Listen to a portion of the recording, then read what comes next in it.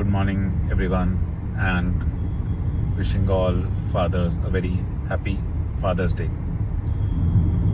Now it is Father's Day, and I think it is important we talk about the health of fathers and men's health per se.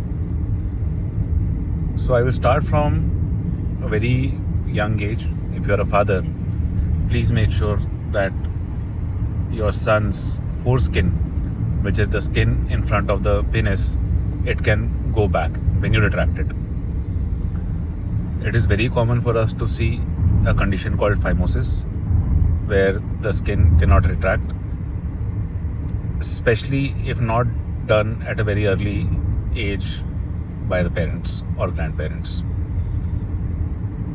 Even we see in adulthood and even after marriage, many times men don't know that this skin is supposed to retract and we are supposed to clean that area clean. Now moving from the very young boys to the adolescents.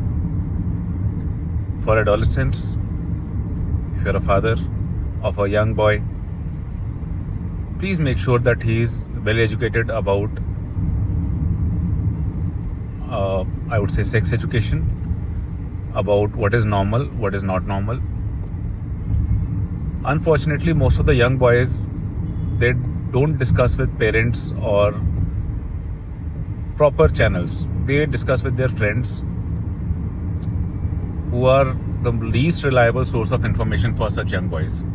And we see so many young men with misconceptions about what is normal, what is not.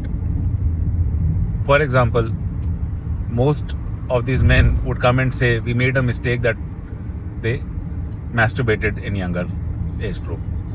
Masturbation is not a mistake. It is something that almost all men do or have done at some point in their life. Yes, excess of anything can be bad. Now, what is excess is not to be decided by a friend or many times I would say even by a parent. But rather, if you have any doubt, or if your son has a doubt, if he has done something excessively or not, please meet a urologist or a qualified sexologist and clear his doubts.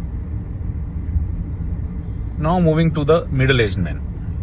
Middle-aged men can have issues like sexual issues like erectile or premature ejaculation issues, again to be discussed and treated by a urologist. Middle-aged men now are commonly developing lower urinary tract symptoms. Many of them are developing enlarged prostate at a younger age, and it is similar to the other diseases which are coming up in younger ages like diabetes, blood pressure. Earlier they were not seen in younger age or middle-aged men, but now we are seeing more often.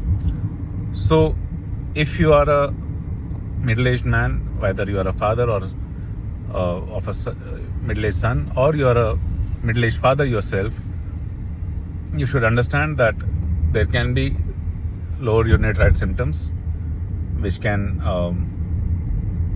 bother you in your day-to-day life, and these can be evaluated by a urologist. Why is it happening? They can be treated very well by a urologist, by medicines in most cases, and if not medicines, by minimally invasive techniques which can be done as a daycare procedure as well. Now, if you are son of a father who is crossed 50 years of age, or you are more than 50 years yourself, then you need to know about prostatic enlargement, how it affects the urinary streams, how it affects bladder function. You can have poor flow, you can have increased frequency, urgency, you might have to wake up at night to pass urine. So you need to get evaluation. After the age of 50 years, it's important to do a test called PSA, prostate specific antigen, which is a marker for prostate cancer. Because by this simple test, prostate cancer can be detected early and treated very early before it causes any more harm in the body. So generally, all of us urologists recommend a PSA test once a year after the age of 50 years. And if anyone in your family has had history of prostate cancer, then you should get it done once a year after the age of 45 years. So these are different spectrum of diseases which can affect from very young to older age men.